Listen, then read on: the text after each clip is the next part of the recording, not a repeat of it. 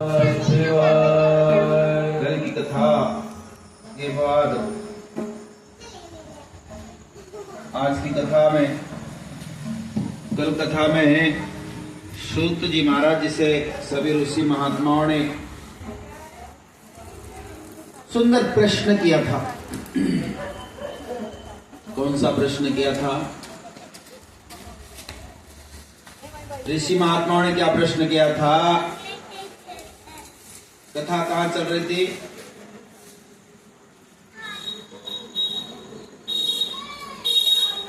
कथा कहां चल रही थी? जहां गंगा और जमुना दोनों नदियों का जहां संगम है, ऐसे झूसी प्रयाग में यह कथा चल रही थी। वह संत महात्माओं का मेला लगा हुआ था और उस कथा में सभी संत महात्मा उपस्थित थे, ऋषि मुनि महात्मा थे।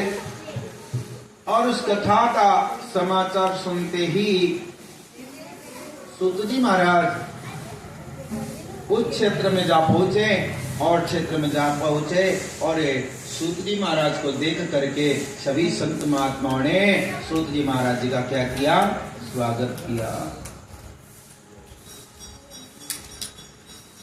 स्वागतम गुरुदेव, सुस्वागतम गुरुदेव, स्वागतम गुरुदेव, सुस्वागतम गुरुदेव, स्वागतम गुरुदेव, सुस्वागतम गुरुदेव, स्वागतम गुरुदेव, सुस्वागतम गुरुदेव, स्वागतम गुरुदेव, सुस्वागतम गुरुदेव, स्वागतम गुरुदेव, सुस्वागतम गुरुदेव, स्वागतम गुरुदेव, सुस्वागतम गुरुदेव,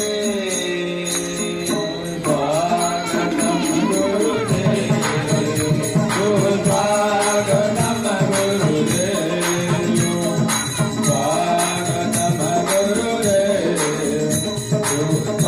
सुस्वागतम गुरुदेव,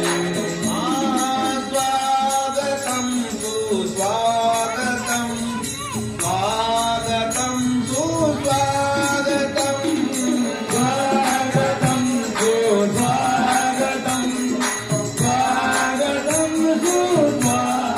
सुस्वागतम, स्वागतम सुस्वागतम, स्वागतम सुस्वागतम, स्वागतम गुरु स्वागतम, स्वागतम गुरु स्वागतम, स्वागतम गुरुदेव, स्वागतम गुरुदेव, स्वागतम गुरुदेव, स्वागतम गुरुदेव, स्वागतम गुरुदेव, सुस्वागतम गुरुदेव, स्वागतम गुरुदेव, सुस्वागतम गुरुदेव।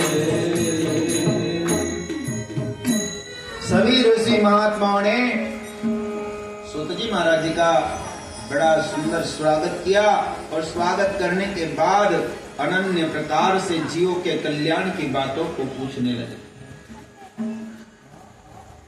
सूत जी महाराज, जो गोपनीय होगी, गोपनीय से भी गोपनीय बात होगी, ऐसे गुह्य बात को हमें प्रकट करके बताइए, ताकि आने वाले कलयुग के जीवों का कल्याण हो सके। आने वाले कलयुग के जीवों का क्या हो सके? कल्याण हो सके। आने वाला जो समय है कलयुग, इतना दुष्ट समय है, वो जीवों को भ्रमित कर देगा, भ्रष्ट कर देगा, धर्महीन कर देगा, सब अपना अपना धर्म छोड़ करके अन्य धर्म में जाएंगे, अपना धर्म छोड़कर अन्य धर्म को स्वीकार करेंगे, अन्य धर्म का स्वीकार करेंगे, कई धर्म में चले जाएंगे। ऐसे जीवों को कल्याण कैसे? कई स्त्रियां अपने पतिव्रता धर्म से भटक जाएगी, हमारी छोटी छोटी बच्चियां, छोटे छोटे बालक, इनकी बुद्धि भ्रष्ट हो जाएगी, नष्ट हो जाएगी।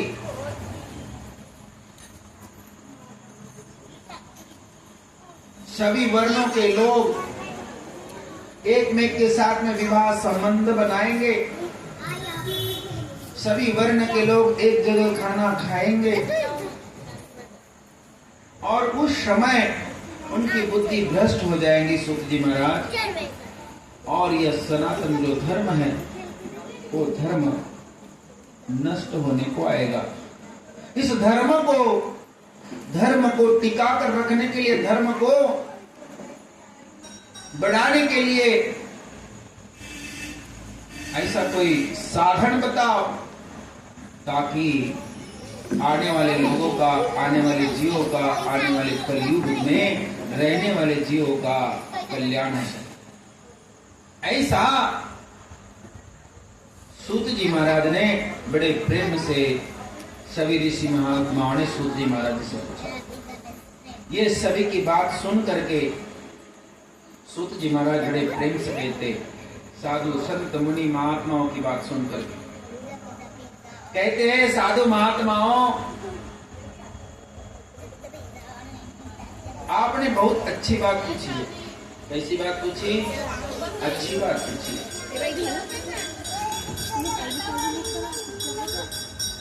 जिसके मन में प्रभु परमात्मा रहते हो, प्रभु परमात्मा का वास हो, भगवान का निवास हो, वही व्यक्ति ऐसी बातें पूछ सकता है, अन्य नहीं पूछ सकता।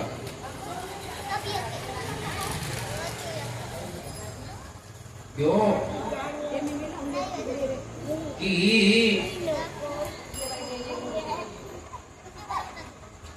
अशेर पूर्व पुण्य सामग्री विभाच नाम जिह्वाग्री, यही गा श्री रामाचे धन्य पूरतयाचे, राम नाम हेची वाचे, दोष जातील रे जन्माचे। पूर्व का पुण्य होना चाहिए और आपका बहुत बड़ा पुण्य है ऋषि महात्माओं, आप लोगों का बहुत बड़ा पुण्य है और यह पुण्य के कारण ही आपने प्रश्न जो किया है, ये पुण्य के कारण। आपके पास यदि पुण्य नहीं होता, ये कथा हो रही है, ये आप लोगों का पुण्य है तो कथा हो रही है। जब यह स्वागत नगर वासियों का, हम सबका यदि पुण्य नहीं होता तो कथा होती नहीं। हम सबका पुण्य है कि यहाँ शिव कथा हो रही है, न तो शिव कथा कैंसल नहीं होती थी। कथा को भी भगवान के नाम को सुनने के लिए क्या होना चाहिए? तो पुण्य होना चाहिए। जिसके हृदय में राम नाम बंद है, जिसके हृदय में राम नाम बंद है, उसको हर घड़ी आनंद ही आनंद है। जिसके हृदय में, जिसके हृदय में राम नाम बंद है, उसको हर घड़ी आनंद ही आनंद है। जिसके हृदय में राम नाम बंद है, उसे हर घड़ी आनंद ही आनंद है। जिसके हृदय में राम नाम बंद है, जिसके हृदय में राम नाम बंद है, घड़ी आनंद ही आनंद है, इसको हर घड़ी आनंद ही आनंद है। जिसके हृदय में राम नाम बंद है, जिसके हृदय में राम नाम बंद है, उसको हर घड़ी आनंद ही आनंद है, उसको हर घड़ी आनंद ही आनंद है। हाँ, उसको हर घड़ी आनंद ही आनंद है, उसको हर घड़ी आनंद ही आनंद है। हाँ, उसे हर घड़ी आनंद ही आनंद है, उसे हर घड़ी आनंद ही आनंद है। हाँ, उसको हर घड़ी आनंद ही आनंद है, उसको हर घड़ी आनंद ही आनंद है। हाँ, उसे हर घड़ी आनंद ही आनंद है, उसे हर घड़ी आनंद ही आनंद है।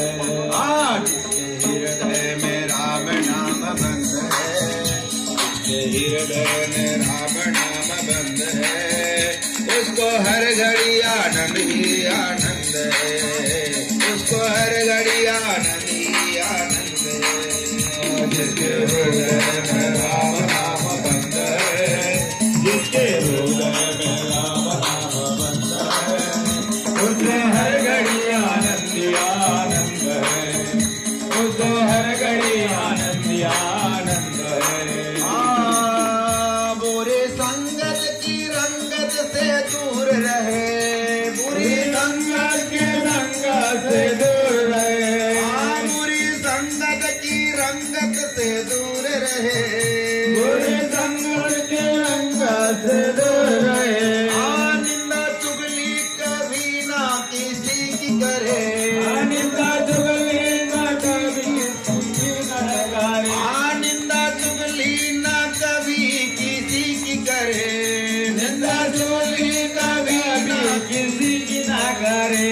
जिसको सत्संग का हरदम पसंद है, जिसको सत्संग ही हरदम पसंद है, उसको आनंद ही आनंद है। जिसके हृदय में राम नाम बंद है, जिसके हृदय में राम नाम बंद है, उसको हर घड़ी आनंद ही आनंद है। जिसके हृदय में राम नाम बंद है, जिसके हृदय में राम नाम बंद है, उसे हर घड़ी आनंद ही आनंद है, उसे हर घड़ी आनंद ही आनंद है। हाँ, उसको हर घड़ी आनंद ही आनंद है, उसको हर घड़ी आनंद ही आनंद है। बोली सदाशिव श्याम शंकर भगवान की। जिसके हृदय में राम नाम बंद है, जिसके हृदय में भगवान कहाँ होता है, भगवान का वास कहाँ है, हृदय में है कि नहीं। भगवान हनुमान जी ने भगवान को कहाँ दिखाया, हृदय में। अब हमारे हृदय में भी कहाँ होना चाहिए भगवान, हृदय में। अब हमारे हृदय में भगवान रहने की जगह कोई और रहते हैं, तो राम नाम होगा क्या मेरे भाइयों, मैया होगा क्या, नहीं होगा। अरे हृदय एकच है, मन एकच है, दिल एकच है, किस किस को देंगे। और ऐसे वैसे के हाथ में हम दे देंगे तो इस दिल के टुकड़े टुकड़े हो जाएंगे। क्या होंगे, और हो चुके हैं। इसलिए इस दिल को, इस हृदय को किसके हाथ में देना है, तो प्रभु परमात्मा के हाथ में देंगे तो इस हृदय को मंदिर बन जाएगा। इस हृदय का क्या होगा, मंदिर बन जाएगा। कल्याण नहीं होगा क्या मंदिर बनेगा तो, मंदिर में सबका कल्याण होता है। तो हमारे भी मंदिर हृदय का मंदिर बन जाएगा तो कल्याण होगा। और वह भक्त कभी कभी मतलब आपत्ति में नहीं रहेगा, मुसीबत में नहीं रहेगा, कभी उसके पास कष्ट जाएगा नहीं, कभी उसको बीमारी नहीं जाएगी उसके पास। चिंता करे बलाय हमारी इस माया जंजाल की। चिंता करे बलाए हमारी इस माया जंजाल की। बलिहारी बोलो बलिहारी नंदलाल की। चिंता कौन करेगा? हमारी बलाएं चिंता करेगी, किसके पास जाओ। जब हमारे मंदिर में हृदय में राम रहेगा तो हमारे पास बलाएं कैसी आएंगी क्या? वो बलाएं घर ढूंढती है, किसके घर जाओ? जिसके घर में राम नहीं उसके घर में घुस जाती है। जिसके मन में राम नहीं, जिसके हृदय में राम नहीं, वहां बलाए चले जाती है। लाभ अथवा हानि यही घरासी चालोनी। लाभ भी होने रहा तो बताकर नहीं आता, हानि भी होने रही तो बताकर नहीं आती। इसलिए मेरे माता बहनों, भाइयों और सभी नगरवासी, इसका ध्यान करो, प्रभु का ध्यान करो, प्रभु का चिंतन करो। अवसर मिला है, समय मिला है, समय को गवाए नहीं। राम नाम की लूट लगी है, लूट सके तो लूट। अंत समय जब आएगा पछताएगा, प्राण जाएगा छूटा। अंत समय आएगा तो पछताएगा, प्राण जाएगा छूटा। तो इस प्रकार जिस मालिक ने जन्म दिया है अन्न वस्त्र भी देगा। जिस मालिक ने जन्म दिया है वह अन्न वस्त्र भी देगा, सर ढकने को छत भी देगा, खबर हमारी भी लेगा। सब लेगा, हमारी खबर भी लेगा। हमको दिया है तो खबर लेने के लिए हमको बलाएं आती है, हमारी खबर लेने के लिए। ऐसा भजन करो निर्भय होकर चिंता, छोड़ो रोटी दाल की। बलहारी बोलो बलहारी नंदलाल की।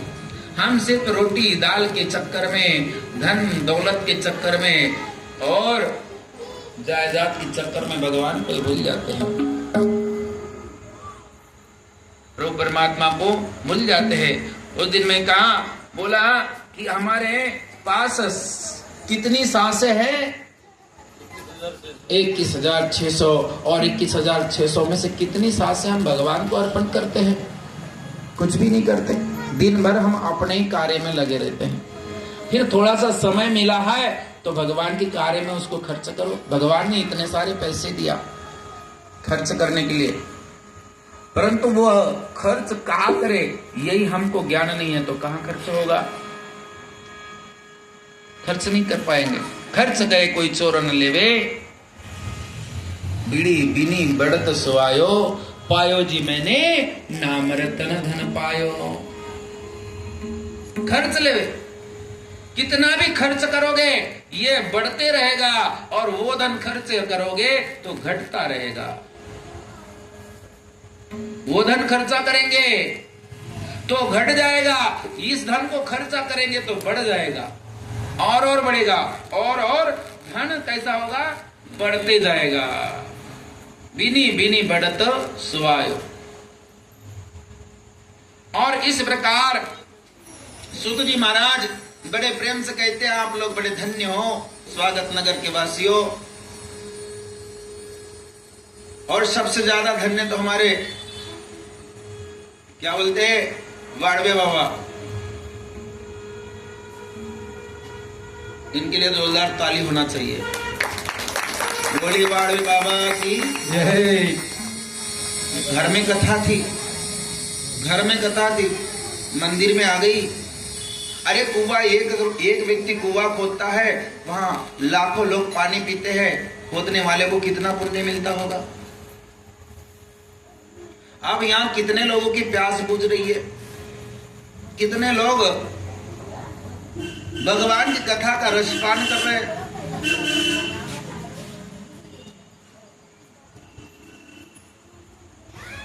कैसा है यह? एक मेघ से जुड़ करके कार्य करने वाला सत्संग कैसा है? तो एक मेघ से जुड़ करके कार्य करना पड़ता है। जब जुड़े रहेंगे तो कार्य बढ़ता रहेगा, जुड़ते जाएंगे कार्य बढ़ता जाएगा, जुड़ते जाएंगे कार्य बढ़ता जाएगा, और जब हम टूटते रहेंगे तो कार्यक्रम घटता जाएगा। और इस तरह सूत जी महाराज कहते हैं, शिव पुराण के अध्ययन मात्र से कलयुग के पापासक्त जीव श्रेष्ठतम गति को प्राप्त हो जाएंगे। सूत जी महाराज सभी ऋषि महात्माओं कहते हैं, आप लोगों ने बहुत बड़ा अच्छा और सुंदर प्रश्न पूछा है।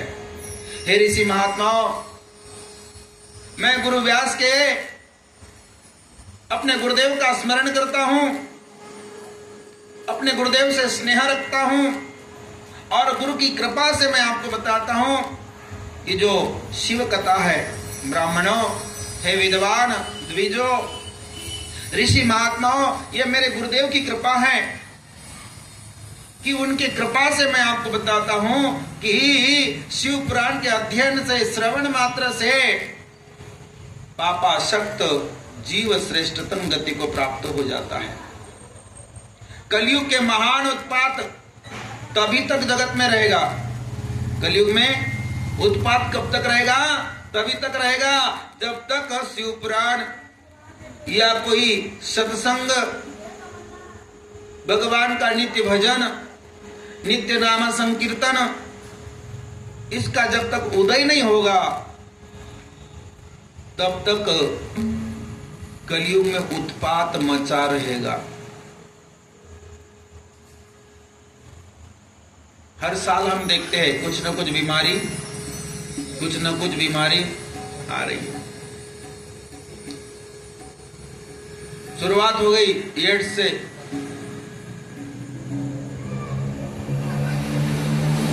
चिकनगुनिया, अनन्य प्रकार की ऐसी बीमारी आई। इतनी बीमारी आई कि जिसकी कोई हद नहीं। 2005 से चालू हुई बीमारियां, अभी भी चालू है। कई प्रकार के विषाणु, कीटाणु, ऐसे उत्पात हर साल। कोरोना काल में कितना उत्पात हो गया, कई लोगों को कंधा की प्राप्ति नहीं हुई। बच्चे रहने के बाद भी उसकी 13वीं नहीं हो सकी और 10 क्रिया और कुछ नहीं हो सका। और ऐसे जीवों के कल्याण के लिए, उद्धार के लिए कई संत महात्मा टीवी चैनल के माध्यम से पोथी पाठ बिठा रहे, कथा करवा रहे, कई भागवत करवा रहे, कई प्रकार के शिव पुराण करवा रहे कल्याण के लिए। और इस प्रकार शिव पुराण का उदय नहीं होगा, इसे वेद के तुल्य माना गया है। इस वेद कल्प पुराण का सबसे पहले भगवान शिव ने ही प्रवचन किया था। भगवान शिव ने, प्रभु परमात्मा ने इसका प्रवचन किया था। इसका उगम वहीं से हुआ, भगवान के वाणी द्वारा यह वेद का उद्गम हुआ, भगवान के वाणी द्वारा। आज की बात है कि ये कई युगों की है। कल मैं बताया था कि कलयुग कितने साल का है? 4,32,000। और सतयुग कितने साल का बताया था? 17 लाख कुछ हजार है। कई लाख वर्ष हो गए हैं, आज भी उस गुणों को वर्णन किया जा रहा है। ये प्रभु परमात्मा की वाणी है, हमारी आपकी है क्या? नहीं है। और ऐसे पुराण प्रणय किया था, और इस पुराण के अंदर में 12 संहिताएं बताए हैं। शुरुआत की विंध्येश्वरी संहिता, रुद्र संहिता, विनायक संहिता, उमा संहिता, मातृ संहिता, एकादश रुद्र संहिता, कैलाश रुद्र संहिता, शत रुद्र संहिता, कोटि रुद्र संहिता, सहस्त्र कोटि रुद्र संहिता, वायु संहिता, ऐसी 12 संहिताएं बताए गए।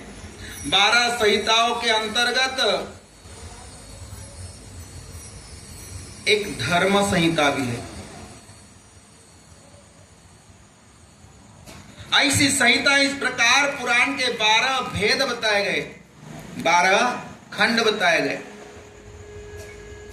संत महात्माओं, अब मैं उनके श्लोक की भी संख्या बताते हैं। सूत जी महाराज हर एक संहिता में श्लोक बताए गए हैं। विंध्येश्वरी संहिता में 10,000 श्लोक बताए। रुद्र संहिता, विनायक संहिता, उमा संहिता, तीनों तय और मातृ संहिता, इन चारों संहिता में 8-8 हजार श्लोक बताए। एकादश रुद्र संहिता में 13,000 श्लोक, कैलाश रुद्र संहिता में 6,000 श्लोक, शतरुद्र संहिता में 3,000 श्लोक, कोटि रुद्र संहिता में 9,000 श्लोक, सहस्त्र कोटि रुद्र संहिता में 11,000 श्लोक, वायु संहिता में 4,000 श्लोक, धर्म संहिता में 12,000 श्लोक। इस प्रकार मूल शिव पुराण की श्लोकों की संख्या 1,00,000 बताई गई। मैं पहले दिन बताया था, कथा शुरू होगी उसी दिन बताया। यह कितने श्लोक का पुराण था? 1,00,000 श्लोक का पुराण था। और वेद व्यास महाराज ने इसके द्विभाजन कर दिया, खंड कर दिया, और खंड करके सभी श्लोकों को बांट दिया, और बांट करके शिव पुराण में 24,000 श्लोक बाकी रखा। यह 24,000 श्लोक का है। ऐसे श्लोकों में 1,00,000 श्लोकों में यह शिव पुराण के 12 खंड बताए, परंतु व्यास जी ने उसे 24,000 श्लोकों में संक्षिप्त कर दिया। और ऐसा यह शिव पुराण का स्थान पुराणों में 4थे स्थान पर ला करके रखे हैं सूत जी महाराज ने। और 4थे स्थान में लाकर इसमें 7 संहिताएं रखे, बाकी संहिताएं निकाल दी। अन्य पुराणों में एक संहिता डाल दिए। ब्रह्म पुराण, ब्रह्म वैवर्त पुराण, अग्नि पुराण, ऐसे कई पुराणों में इनमें की संहिताएं एक संहिता उनमें एडजस्ट कर दी गई। और इसमें 7 संहिताएं कुल बस रखे हैं, और 7 संहिताओं के 24,000 श्लोक संक्षिप्त कर दिए। पूर्व काल में भगवान शिव ने श्लोक संख्या की दृष्टि से 100 करोड़ श्लोकों की एक ही पुराण ग्रंथ ग्रंथित किया था। उसके भी पहले 1 करोड़ श्लोक का ग्रंथ बनाकर रखा था। ऐसे महान पुराण जब द्वापार युग आया तो द्वैपायन व्यास जी, वेद व्यास जी महाराज ने इस पुराण को खंड में बांट दिया, और बांट करके इसी पुराण के 1 करोड़ श्लोक से 18 पुराणों की निर्मित किया। नारद पुराण, ब्रह्म पुराण, विष्णु पुराण, गरुड़ पुराण, ऐसे ब्रह्म वैवर्त पुराण, ऐसे 18 पुराणों में इसको विभाजित कर दिया। भागवत महापुराण, देवी महापुराण, ऐसा कई करके पुराण वेद व्यास जी ने खंड बना करके विभाजन कर दिया। शिव पुराण को 24,000 श्लोकों से प्रतिपादित कर दिया, और 24,000 श्लोक अभी इसके अंदर में विद्यमान है। ऐसे 24,000 श्लोकों की बहुत सुंदर कथा यह बताई गई है। वेद तुल्य पुराण 7 संहिताओं में यहां बचा करके रखा है। पहली संहिता विंध्येश्वरी संहिता, दूसरी रुद्र संहिता, तीसरी शतरुद्र संहिता, चौथी कोठी रुद्र संहिता, पांचवी उमा संहिता, छठी कैलाश संहिता और सातवीं वायुव्य संहिता। ऐसे 7 संहिताएं बचा करके रखे हैं। और इसे भगवान व्यास ने संक्षेप से संकलित करके रखा है। काय के लिए? कलयुग के जीवों के लिए। 1 करोड़ श्लोक कब पढ़ेंगे, 1 लाख श्लोक कब पढ़ेंगे? उतना तो उनकी उम्र भी नहीं है, वो पढ़ नहीं पाएंगे। कम से कम श्लोक में ला करके रखे जितनी हमें जरूरत है। परंतु इसमें से एक भी हम नहीं पढ़ पाते, एक भी हम सुन नहीं पाते, ये हमारे दुर्भाग्य है। भगवान क्या करेगा? हमारे लिए व्यवस्था कर लिया है, परंतु हम लोग उस व्यवस्था को नहीं जान पा रहे। इसकी भगवान की क्या गलती है? और हम आ जाके भगवान पर दोष देते हैं, भगवान तूने अच्छा नहीं किया।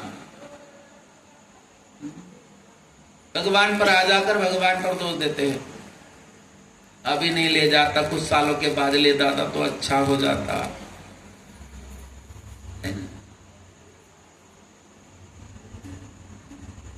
कई लोग, एक महात्मा जी को देखा मैं, हर बार वो कथा बताता था, बोलता था मुझे इतने साल हुए, मेरे यहाँ इतने साल हो गए कार्यक्रम हो रहा है, मुझे इतने साल हो गए, मैं इतने साल से कीर्तन कर रहा हूँ, मैं इतने साल हो गए, मैं इतने साल से अपने घर में, बोले मैं भगवान संत महात्माओं की पुण्यतिथि करता हूँ।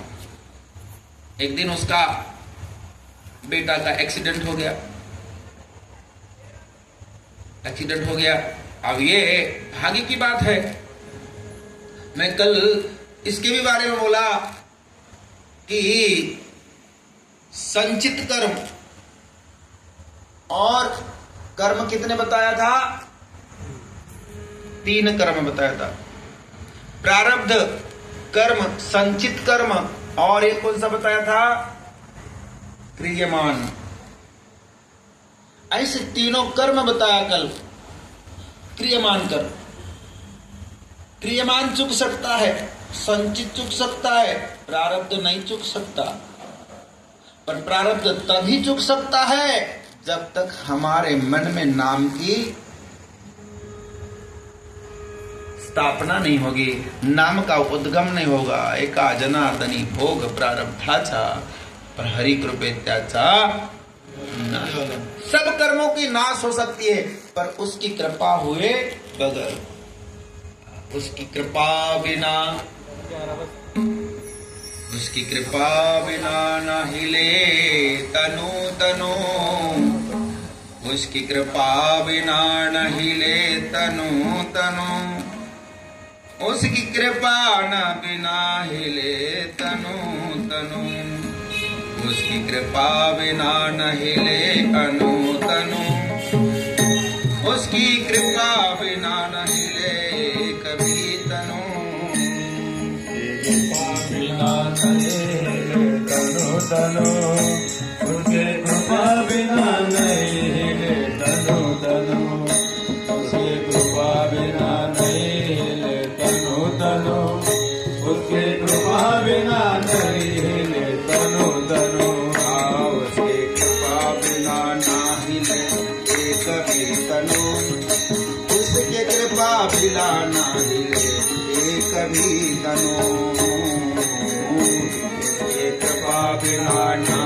एक भी तनु, उसके कृपा बिना ना हिले एक भी तनु, उसके कृपा बिना न हिले एक भी तनु, उसके कृपा बिना नहीं हिले कभी तनु, उसके कृपा बिना नहीं कभी तनु,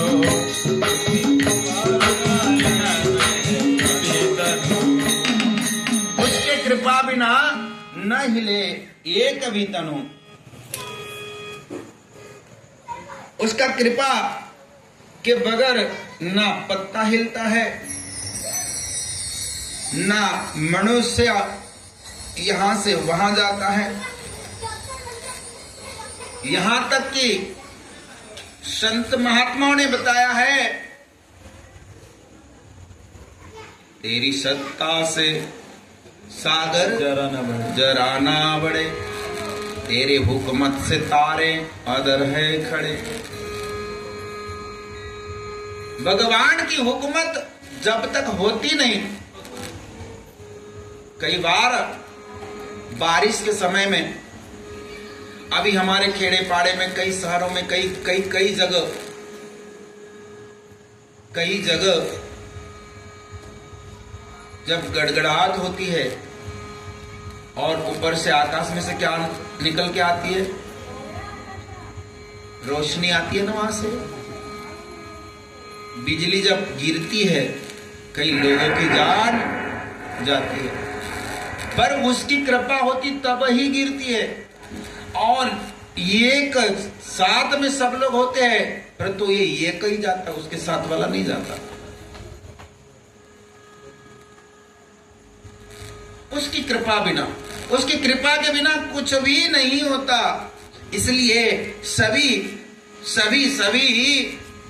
कलयुग के जीवों के लिए ये एक आधार है। कथा एक क्या है? आधार है। नाम एक आधार है। और आधार के लिए क्या होना? तो संत की गरज है, संतों की जरूरत है। तुम ही एक आधार सतगुरु, तुम ही एक आधार। इस प्रकार बड़ा सुंदर वर्णन किया है। आगे कथा में आता है वर्णन साध्य, साधन और साधक। पहले बढ़िया सा भजन करेंगे। एक तुम्ही आधार सतगुरु, एक तुम्ही आधार, एक तुम्ही आधार सतगुरु, एक तुम्ही आधार, एक तुम्ही आधार सतगुरु, एक तुम्ही आधार, एक तुम्ही आधार सतगुरु, एक तुम्ही आधार, एक तुम्ही आधार सतगुरु, एक तुम्ही आधार, एक तुम्ही आधार सतगुरु, एक तुम्ही आधार, एक तुम्ही आधार सतगुरु, एक तुम्ही आधार, एक तुम्ही आधार सतगुरु, एक तुम्ही आधार।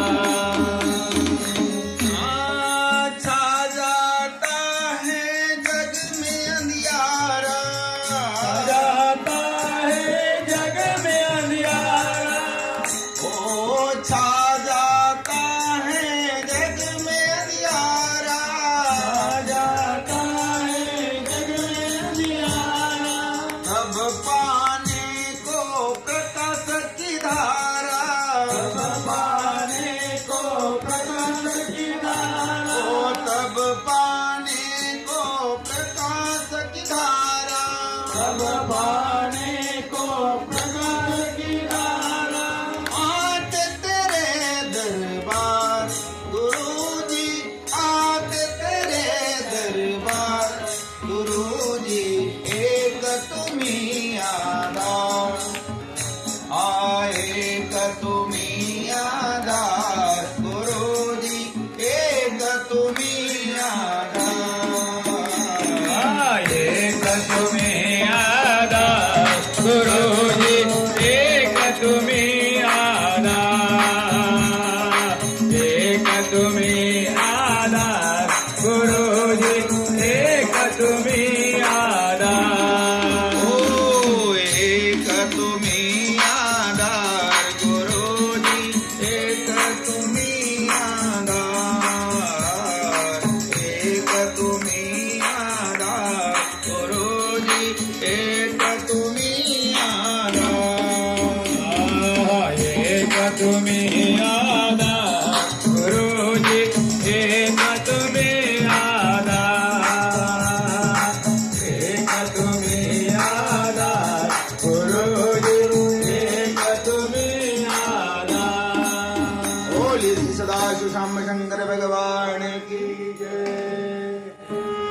इस प्रकार बगैर आधार का जीवन नहीं है। आज भी हर किसी के आधार कार्ड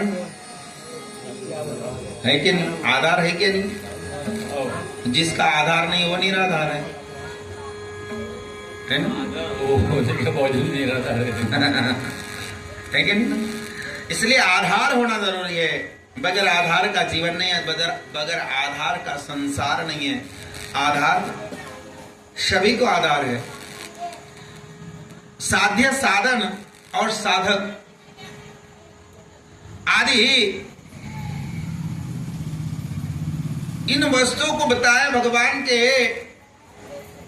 सूत जी महाराज ने कि साध्य क्या है, साधन क्या है और साधक क्या है। श्रवण, कीर्तन और मनन तीनों को जानने के लिए सूत जी महाराज बताते हैं। सूत जी का वचन सुनकर के वे सब महर्षि बोले, प्रेम से कहने लगे, बोले आप हमें शिव पुराण की ऐसी कथा सुनाइए। महाराज जी आप वेदों के ज्ञाता है, हम जितनी भी कथा सुनते हैं परंतु हमारा मन कभी भरता नहीं। कितनी भी बार कथा सुने, कितनी बार कथा सुने, फिर भी मन में लालसा निर्माण होती है। मन में क्या होती है? लालसा निर्माण होती है। और वो लालसा निर्माण होना ही चाहिए।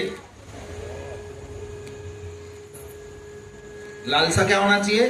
मन में निर्माण होना चाहिए। जब तक लालसा रहेगी नहीं तक मनुष्य का जीवन का कल्याण भी नहीं होगा, उद्धार भी नहीं हो सकता। सूत जी महाराज बड़े प्रेम से कहते हैं, इस वर्तमान कल्प में जब सृष्टि कर्म आरंभ हुआ था उस दिन छह लोगों के महर्षि परस्पर विवाद करने लगे। जिस समय पृथ्वी का आरंभ हुआ उस समय ये उस दिनों में जो 6 ऋषि जो थे महर्षि परस्पर में वाद विवाद करने लगे। वाद विवाद करते करते बहुत बड़ा रूप धारण कर लिया।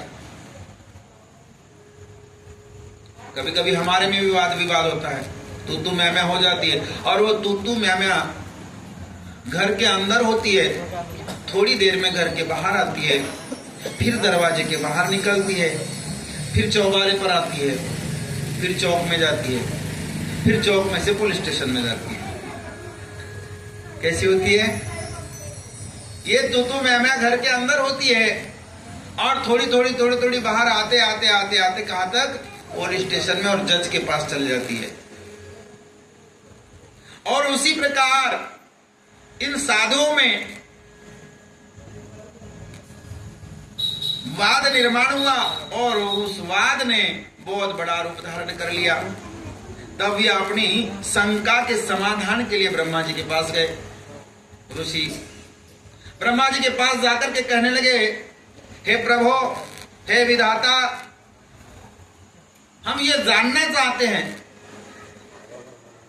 कि संपूर्ण तत्व से परे परात्पर कौन है? तत्व से परे और परात्पर पुराण पुरुष कौन है? ऐसा पुरुष कौन है जो तत्व से परे है, जो गुणों से परे है? हम सब लोग कैसे है संबंधित? कैसे है? तत्व से संबंधित है। हम हैं तत्व के, गुरुदेव के आदेश के, सच प्रेम के, नित नेम के, सतधर्म के, सत्कर्म के। हम भिन्न हैं तत्व से, पर तत्व से एक है। हम देह से भिन्न हैं। हम कैसे? देह से भिन्न है पर तत्व से एक है। पर जो तत्व से ही परा है वह तत्व में भी नहीं है, गुणों में भी नहीं है। ऐसा पुराण पुरुष कौन है? ऋषि महात्माओं ने ब्रह्मा जी से पूछा। ब्रह्मा भी डुल गया, बोले अब क्या बताओ इन लोगों को। उनकी बुद्धि बंद हो गई। ब्रह्मा जी की।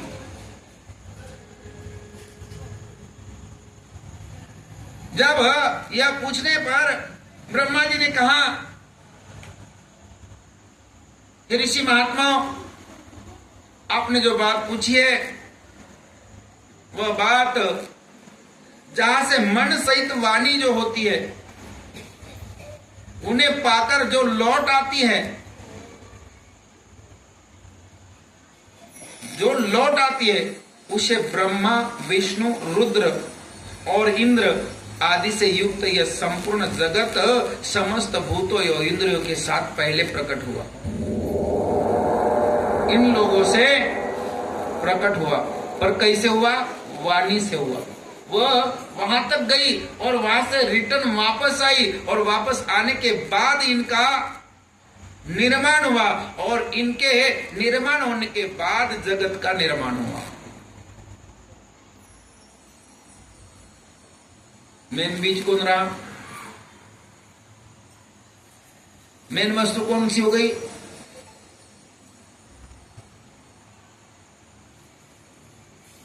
कथा कैसी है? कथा वांग्मय स्वरूप है। कथा कैसी है? और वही वांग्मय को शब्द कहा गया है, शब्द को वाणी कहा गया, और वाणी से ही जगत का निर्माण हुआ, नाद से ही जगत का निर्माण हुआ।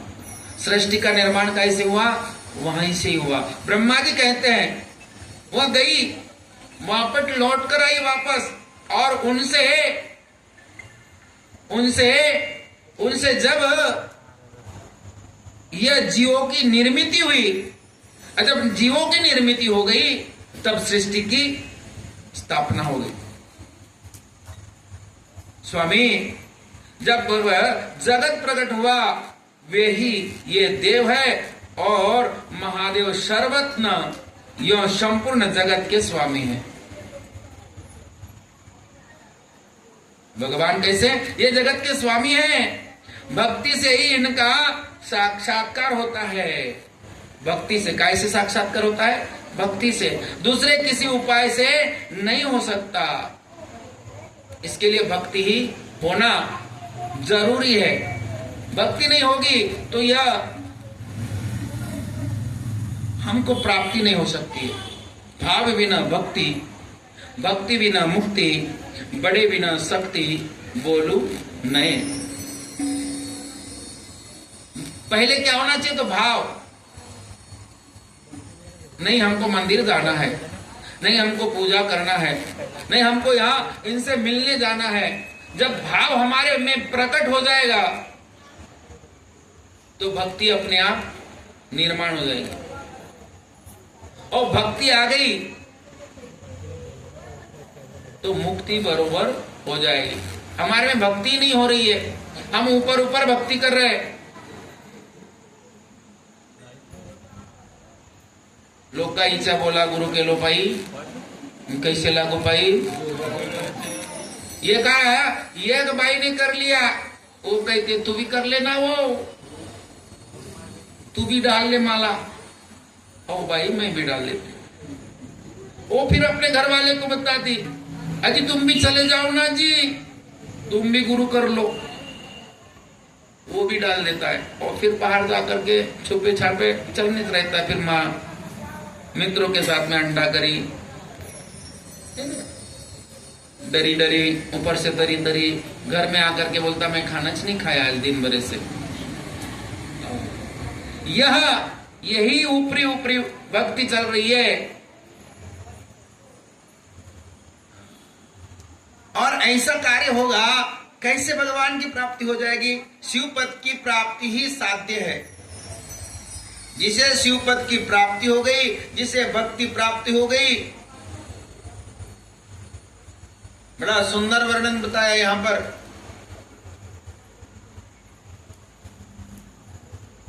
बिन अंकुर से बीज नहीं उगता, अंकुर होना चाहिए। जिस बीज को भूज दिया जाए वो बीज अंकुरित नहीं होता। बीज को भूजना पड़ता है, वो अंकुरित नहीं होता। हमारे में अंकुर है, हमारे में बीज है, बीज है, इसलिए हमारे में वासना रूपी अंकुर निर्माण होता है। बीज है। जब हमारा बीज भाजुन केली लाही आमा जन्म मरण,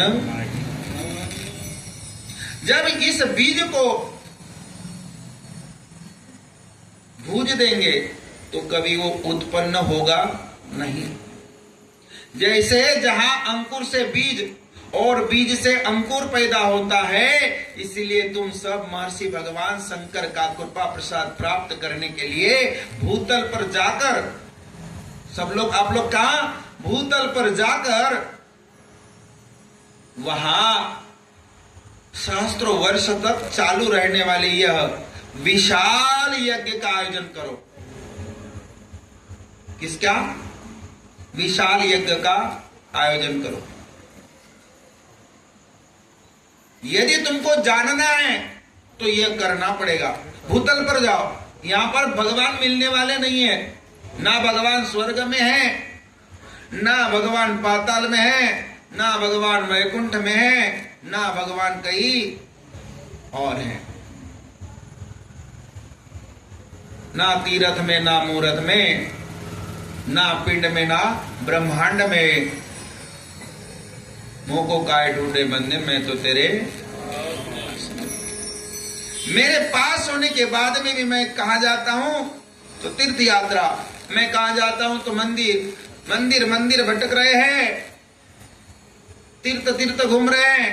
तीर्थ में कुछ नहीं रखा है।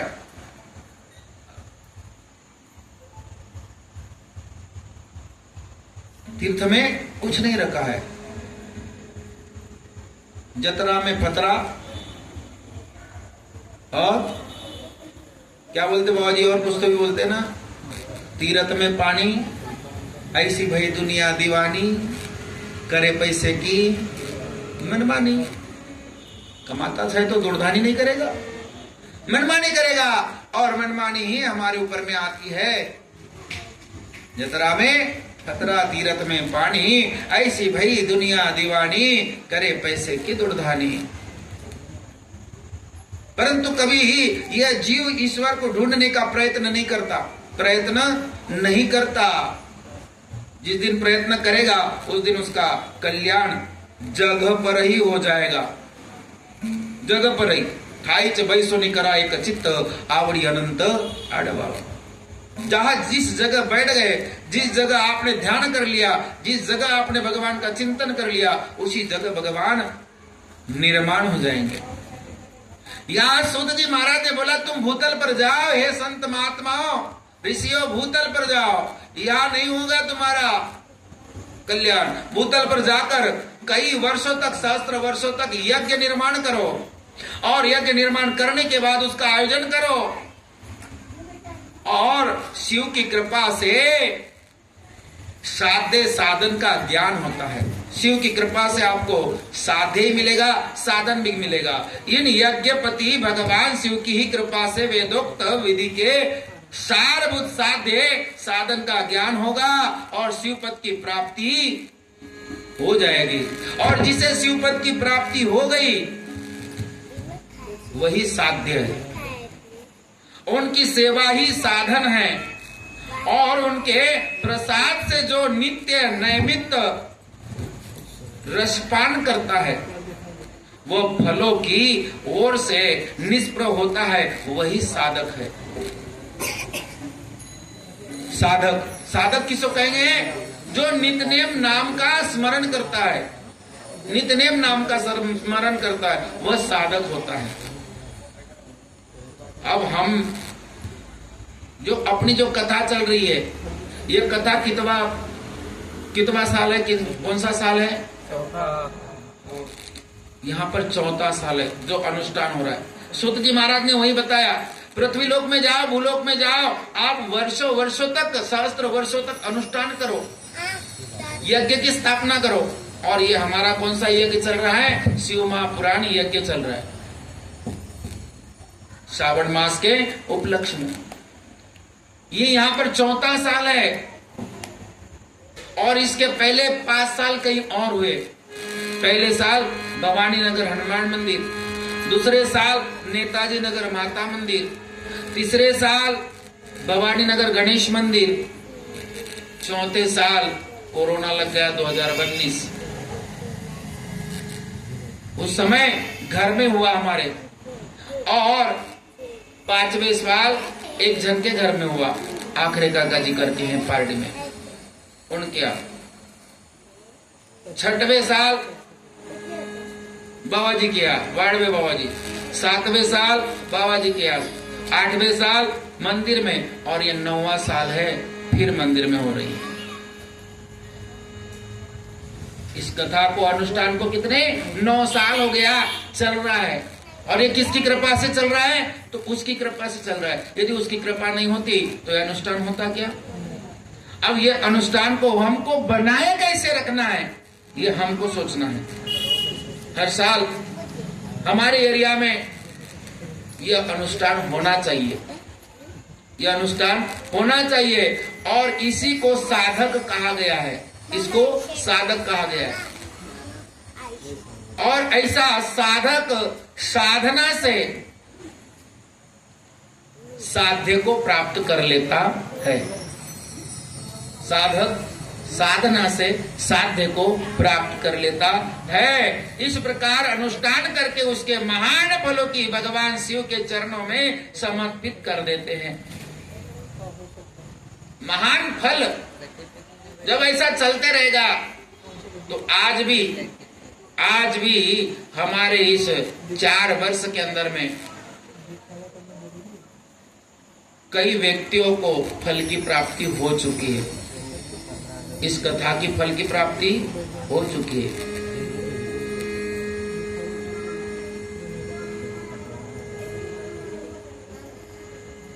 इस साल भी फल की प्राप्ति हो चुकी है।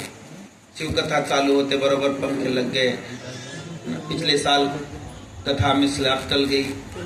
पिछले साल कई लोग बेचारे अनुग्रह लेकर के अपने परिवार को संभाल लिए।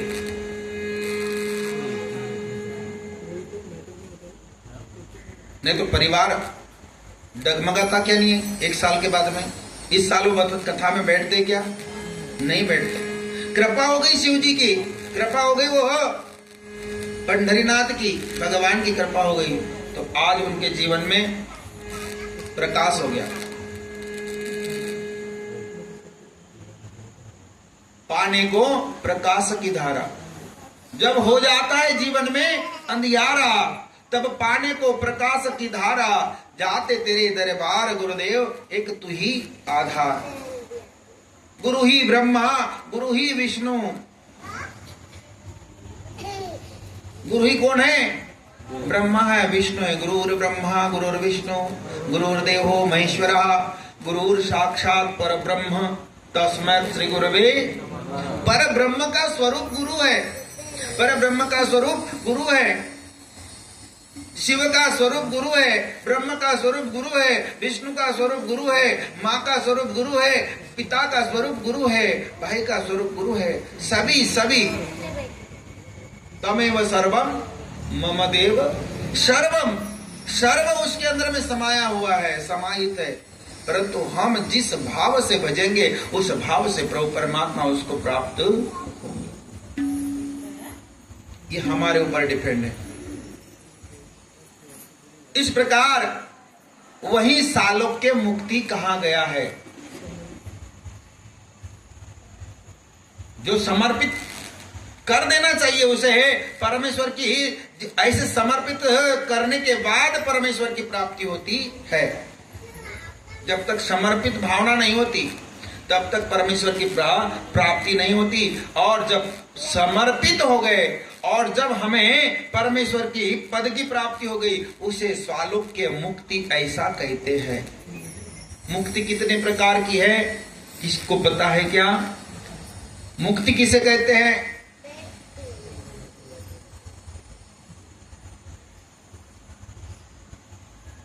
संसार सागर से मुक्त हो जाना, कई चिंताओं से मुक्त हो जाना, कई बातों से मुक्त हो जाना। कई लोग कहते हैं बाबा मैंने 4 लड़के की शादी कर दिया, अब तो मैं बड़ा मुक्त हो गया हूं। इतना आती आ रहे ना पीछे पीछे, काय का मुक्त हुआ तू? उसकी पैंट पकड़ के चलना पड़ेगा।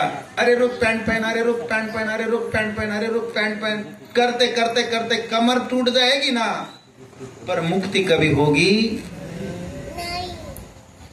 मुक्ति कभी नहीं होगी। मुक्ति के लिए अपने को क्या करना पड़ेगा? मुक्ति के लिए क्या करना पड़ेगा? थोड़ा थोड़ा।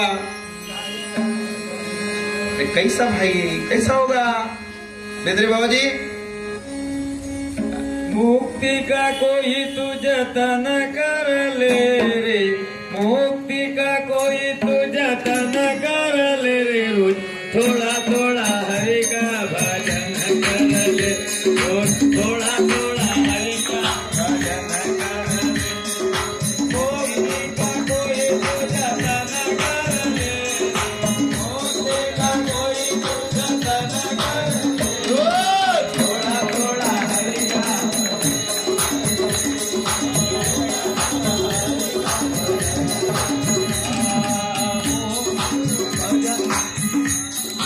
मुक्ति के लिए तू जतन कर ले, मुक्ति के लिए तू जतन कर ले, थोड़ा थोड़ा प्रभु का भजन कर ले, थोड़ा थोड़ा हरि का भजन कर ले।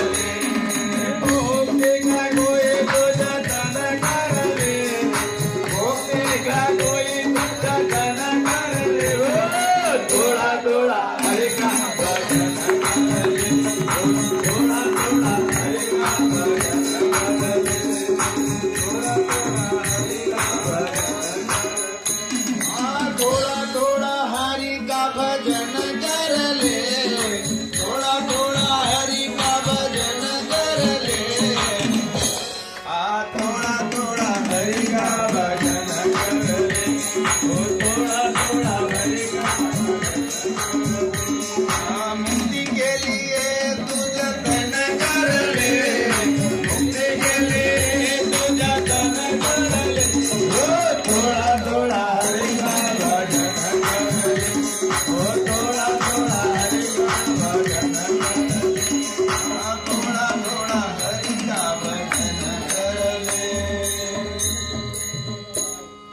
भक्ति करेगा तो बड़ा सुख पाएगा, भक्ति करेगा तो बड़ा ही सुख पाएगा, भक्ति करेगा तो बड़ा सुख पाएगा। भक्ति करेगा तो बड़ा ही सुख पाएगा, ओ भक्ति से आत्मा का मैल छूट जाएगा, भक्ति से आत्मा का मैल छूट जाएगा, ओ भक्ति से आत्मा का मैल छूट जाएगा। भक्ति से आत्मा का मैल छूट जाएगा, ओ आत्मा के साथ साथ मन कर ले, आत्मा के साथ साथ मनन कर ले, थोड़ा थोड़ा थोड़ा थोड़ा थोड़ा थोड़ा थोड़ा थोड़ा हरि का भजन कर ले, थोड़ा थोड़ा हरि का भजन कर ले। मुक्ति ले मुक्ति का कोई तू जतन कर ले, थोड़ा थोड़ा हरि का भजन कर ले, थोड़ा थोड़ा हरि का भजन कर ले, थोड़ा थोड़ा हरि का भजन कर ले। ओ संगत कर तू अच्छे लोगों की, संगत कर तू अच्छे लोगों की, कैसे लोगों की संगत करना है? अच्छे लोगों की, जैसे की संगत करोगे वैसी पंगत बैठेगी, इसलिए अच्छे लोगों की संगत करना है। संगत कर ले तू अच्छे लोगों की, संगत कर ले तू अच्छे लोगों की, दवा मिल जाएगी तुझे सब लोगों की, दवा मिल जाएगी सब लोगों की, कितने लोगों की मिलेगी? सभी लोगों की, ऐसी कोई एक दो चार की नहीं, सभी लोगों की मिलेगी, पर कब? अच्छे लोगों के साथ में रहेगा तब। ये दवा मिल जाएगी सब रोगों की, दवा मिल जाएगी सब रोगों की। ओ जिंदगी को अपने तू चमन कर ले, जिंदगी को अपने तू चमन कर ले, थोड़ा थोड़ा हरि का भजन कर ले, हाँ थोड़ा थोड़ा हरि का भजन कर ले। सब सब हरि का भजन कर ले, भक्ति का कोई तो जतन कर ले। थोड़ा थोड़ा हरि का भजन कर ले, थोड़ा थोड़ा हरि का भजन कर ले, थोड़ा थोड़ा हरि का भजन कर ले। मुक्ति के लिए तू जतन कर ले, मुक्ति के लिए, हाँ मुक्ति के लिए, ओ मुक्ति के लिए, काय के लिए? काय के लिए करना है? मुक्ति के लिए करना है। ए मुक्ति के लिए तू जतन कर ले, काय का जतन कर ले? माल खजाने का, पैसे का, धन दौलत का, अलमारी में कपड़े पड़े हैं, अंत समय आ जाएगा, नौकरी गुजर जाएगी, फोटो में लगी रहेगी, मुस्कुराते देखो हंस रही मेरी माँ, उसको और वो भगवान को पता है हंस रही की रो रही है। मुक्ति के लिए तू जतन कर ले, मुक्ति के लिए, मुक्ति के लिए, ओ मुक्ति के लिए तू जतन कर ले, थोड़ा थोड़ा भजन कर ले। बोलो सब लोग, थोड़ा थोड़ा हरि का भजन, सुबह शाम हरि का भजन कर ले, सुबह शाम हरि का भजन कर ले, थोड़ा हरि का भजन कर ले, थोड़ा थोड़ा हरि का भजन कर ले, थोड़ा थोड़ा हरि का भजन कर ले, थोड़ा थोड़ा हरि का।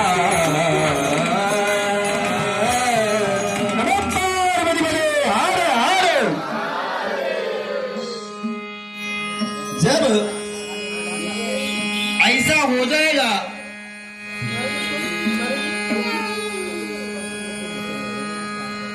ये कैसे होगा?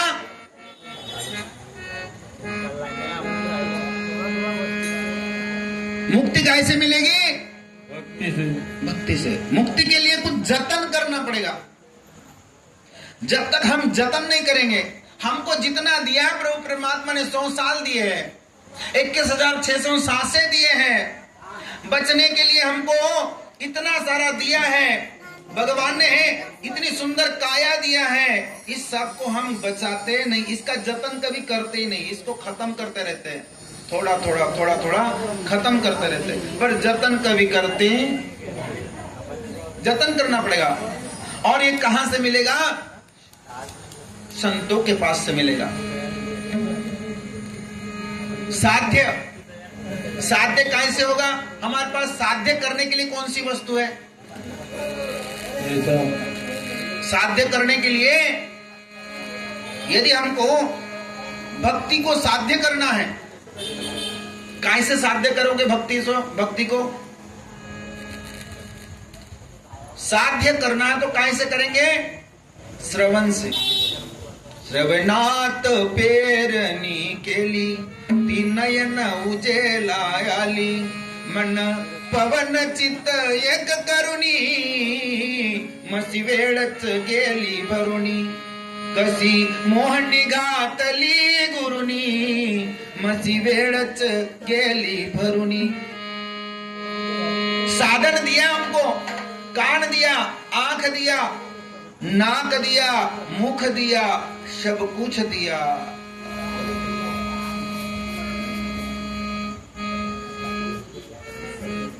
सब दिया। तुका म्हणे त्याचा, तुका म्हणे त्याचा, तुका म्हणे त्याचा एवढा उपकार, अनंतयासी गवार भुलला। तुका म्हणे त्याचा एवढा उपकार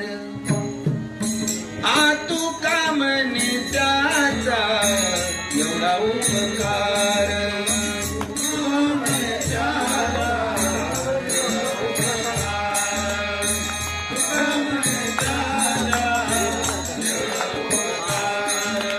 तयासी गवार विसरला तयासी गवार विसरला विसरला विसरला तुका म्हणे त्याचा एवढा उपकार तुका म्हणे त्याचा एवढा उपकार तयासी गवार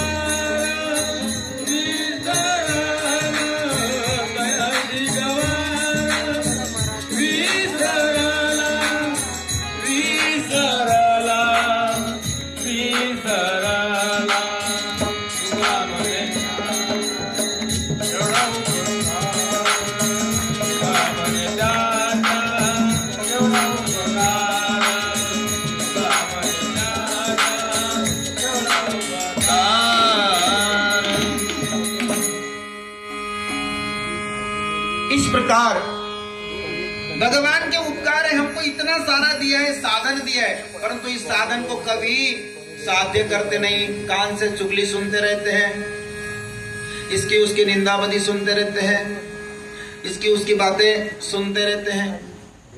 आंख दिया भगवान ने, आंख अच्छी चीजों को पढ़ती नहीं, ग्रंथों को पढ़ना चाहिए, पुराणों को पढ़ना चाहिए, तो मोबाइल को पढ़ती है, इधर से इधर, इधर से इधर, इधर से इधर। एक लड़की थी, पिछली बार पेपर में आया था, और वो कहां की थी, वाड़ी की तरफ का था, पिछले साल की बात है। दोनों कान में एयरफोन डाल दिया, कॉलेज जा रही थी। रेलवे फाटक के पास में छोटा सा गेट रहता है, एक इंसान निकल सकता है पार करके। अब गेट बंद था, इतनी बड़ी ट्रेन आ रही थी, ट्रेन की आवाज कितनी बड़ी होती है, सीटी मारती है तो, पर उसका ध्यान कहां था, हेडफोन में। वो पटरी पार करने के लिए गई, उधर से ट्रेन आई, पूरी चटनी बना डाली उसकी। बगारे बिना चटनी कैसी बनी, कैसी बनी, कैसी बनी,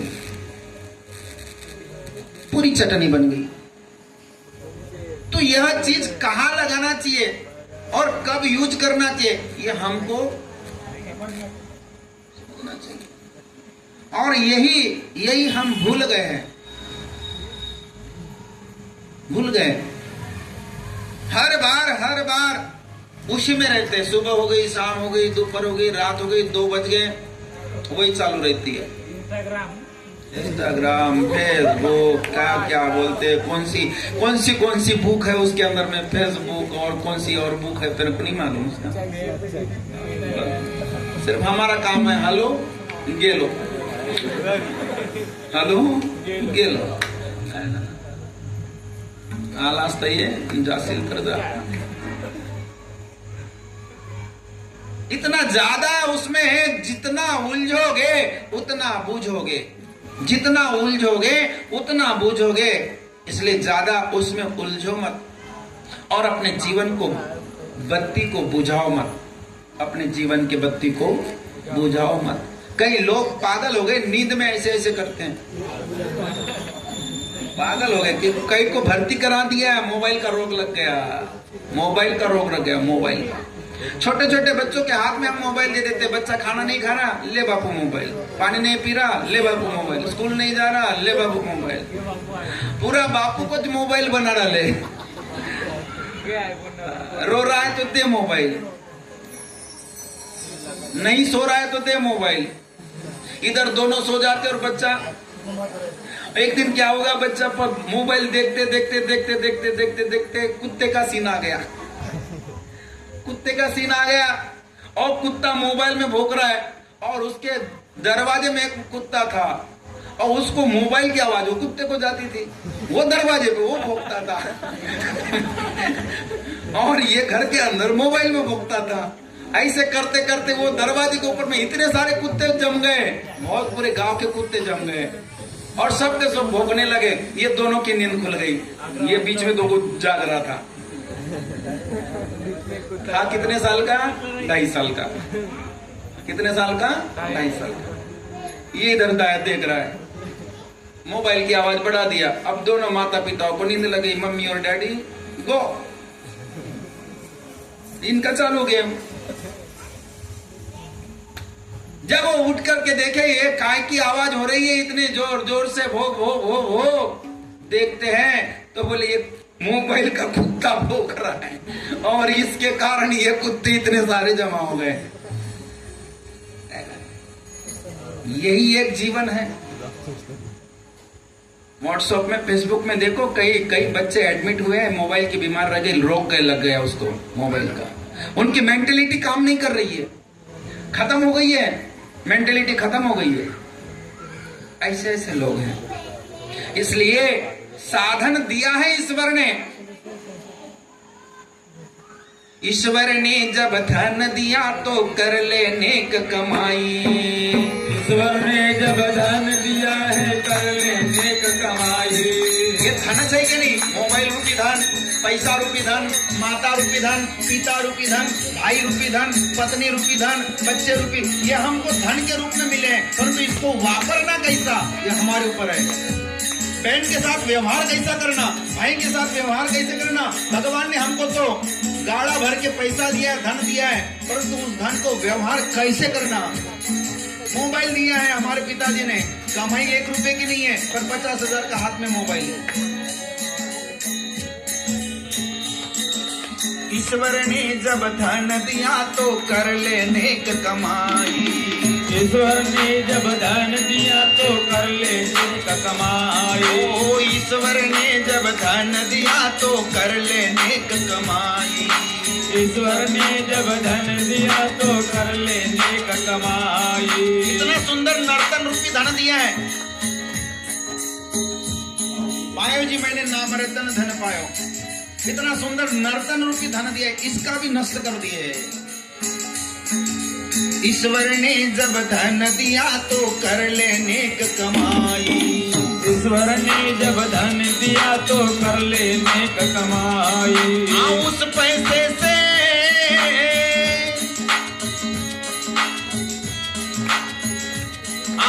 उस पैसे से शराब मत पी, उस पैसे से शराब मत पी। नार न देख पराई कहीं बिगड़े ना चलनिया, ठीक से रहना जी, कहीं बिगड़े ना चलनिया, ठीक से रहना जी, ठीक से रहना जी, ठीक से रहना जी, ठीक से रहना जी, बाबा ठीक से रहना जी, कहीं बिगड़े ना चलनिया, ठीक से रहना जी, कहीं बिगड़े ना चलनिया, ठीक से रहना जी, कहीं बिगड़े ना चलनिया, ठीक से रहना जी, बिगड़े ना चलनिया, ठीक से रहना जी, कहीं बिगड़े ना चलनिया। इतना ईश्वर ने इतना धन दिया हमारे पास में, पर इस धन की पहचान क्या है? हमारे पास में धन रहने के बाद में भी उस धन की हमें परख नहीं है, पहचान नहीं है। क्या हमने यदि किसी को बोले भैया मैं तुझे 1 लाख रुपया देता हूं, तू मेरे को 1 आंख दे दे, क्या दे दोगे? 1 लाख रुपया दे रहा हूं ना भैया, मैं 2 लाख देता हूं, दोनों आंख दे दे मुझे, दे दोगे? देगा कोई? भैया मैं तुझे 4 लाख देता हूं, दोनों आंख और दोनों पैर दे दे, देखो कोई नहीं देगा। देगा क्या? अच्छे खासे इंसान को लंगड़ा लूला करना है क्या? महाराज तुम्हारे 4 लाख और 5 लाख और 10 लाख कोई काम के नहीं है। मैं इतना अच्छा खासा हट्टा कट्टा नौजवान सुंदर दिख रहा हूं, हैंडसम दिख रहा हूं, मैं क्यों दूं? मतलब कई लाख की, मतलब 1 लाख रुपया कीमत हमारे आंख की 1 लाख नहीं है, कई लाख है। इसका मतलब कई लाख है। हमारी एक टांग की कीमत कई लाख है। एक टांग की कीमत कई लाख रुपए की कीमत है। और जिसको टांग नहीं है उसको पूछो उसका जीवन कैसा है। जिसको आंख नहीं है उसको पूछो उसका जीवन कैसा है। जिसको हाथ नहीं है उसे जाकर पूछो उसका जीवन कैसा है। हमें तो ईश्वर ने सब कुछ दिया है, सब कुछ दिया है। और सब कुछ देने के बावजूद भी हम यदि उस धन को हम प्रभु के कार्य में नहीं लगाए तो यह धन बेकार है। यह धन बेकार है, कोई काम का नहीं, कोई काम का नहीं। भगवान के नाम में नहीं लगाया, भगवान के चरणों में समर्पित नहीं किया, गुरु के चरणों में समर्पित नहीं किया, संतों के चरणों में समर्पित नहीं किया तो ये धन कोई काम का बेकाम है।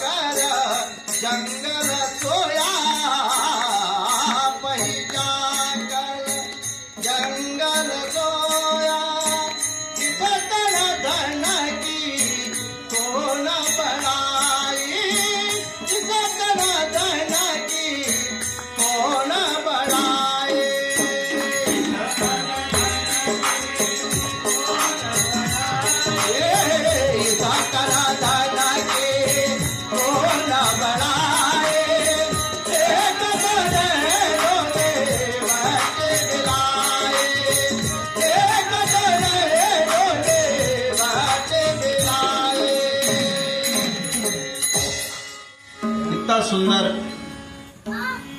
कबीरदास जी महाराज बताते हैं,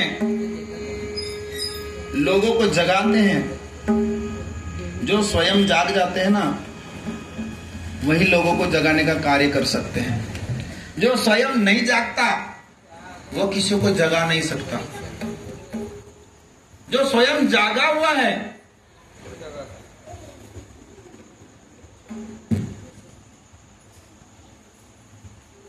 हम लोग वो कौन से महात्मा है वो बिल्ला लगाते हैं, नरेंद्र जी महाराज, उनके बिल्ले पे लिखा हुआ है, क्या लिखा है? जगा जगवा, जगा जगवा। हम ही नहीं जगे तो क्या जगाएंगे? इसलिए हमको जागना पड़ेगा, हमको जागना पड़ेगा। इस तन धन की कौन बढ़ाई, देखत नैनों में मिट्टी मिलाए, हमारे देखते देखते हमारे ही नैनों में मिट्टी मिला रहे, हमारी उंगली हमारे नैनों में डाल रहे, हमारी आंख में हमारी उंगली डाल रहे, देखत नैनों में मिट्टी मिलाई। बंगला खुद के लिए बांध लिया, परंतु उसमें रहने का समय ही नहीं मिला।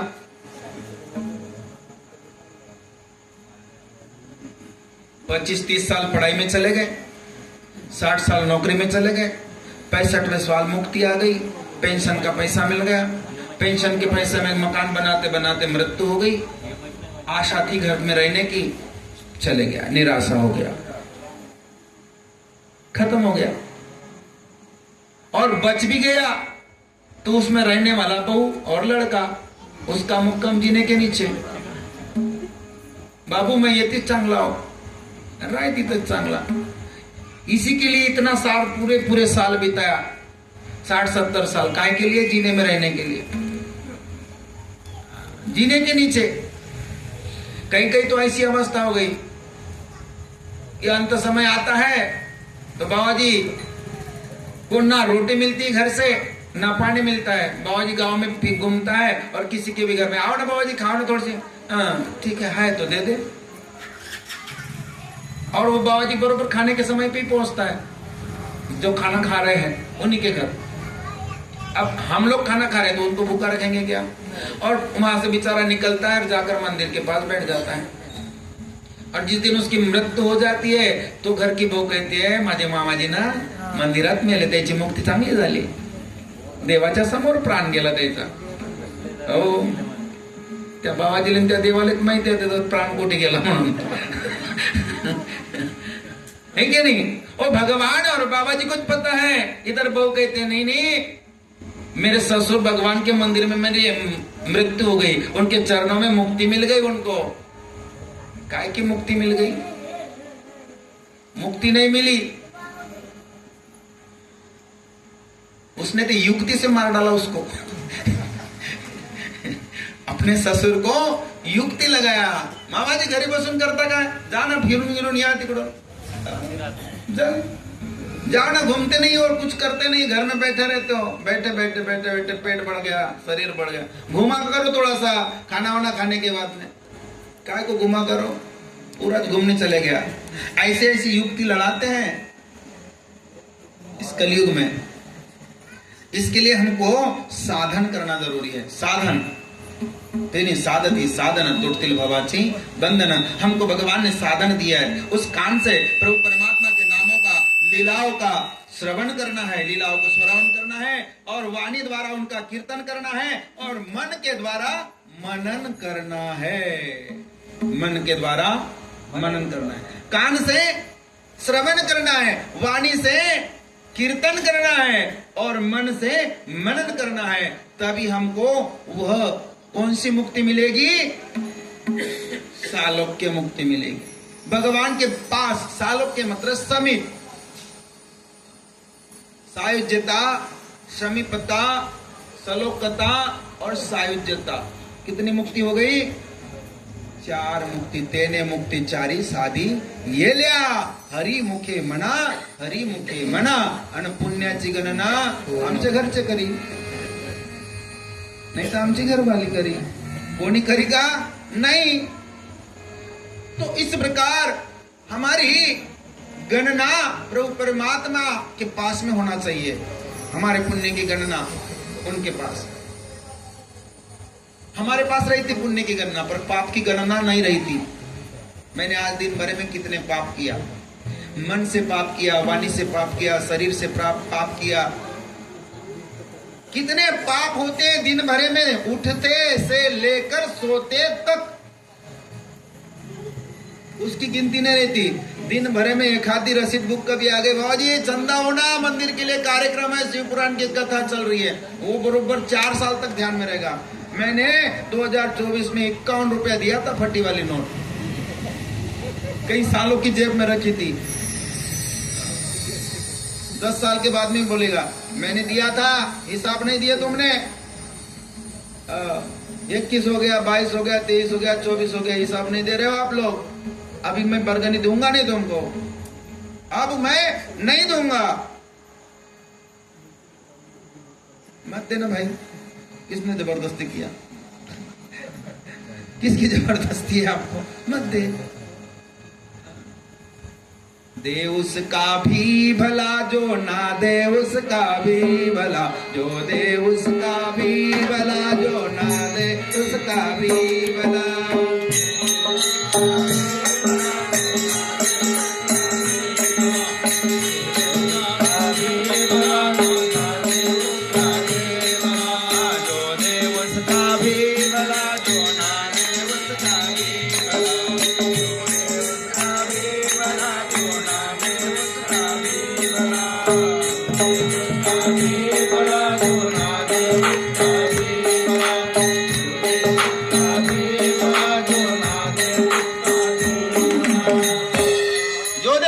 उसका भी भला जो ना दे उसका भी भला। इस प्रकार भगवान किया श्रवण मनन और कीर्तन, इसका वर्णन किया गया है। साधन, साध्य और साधक। साधन कैसे होगा? श्रवण से साधन करना पड़ेगा, साध्य कीर्तन से करना पड़ेगा, और साधक जब तक मन में करेगा नहीं, विश्वास निश्चय नहीं करेगा, नहीं मैं ये साधना कर सकता हूं, नहीं मैं ये कथा में बैठ सकता हूं, मैं नहीं यहां जा सकता हूं, जब तक मन को बिठाएगा नहीं ले जा करके, तब तक मन इधर उधर भटकते रहेगा। प्यारे मना, प्यारे मना, प्यारे मना रे भाई, प्यारे मना, प्यारे मना, प्यारे मना, प्यारे मना,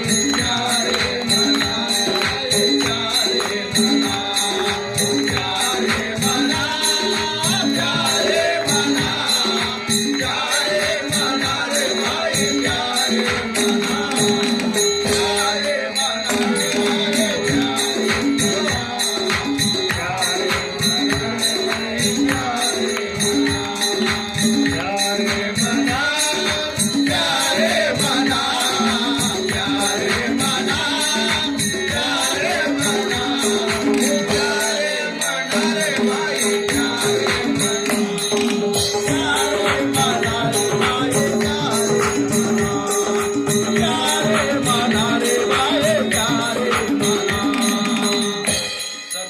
के बिना, प्यारे मना, बिना सत्संग के बिना कथा के मन को खुला नहीं छोड़ना चाहिए, मन को कंट्रोल करना चाहिए।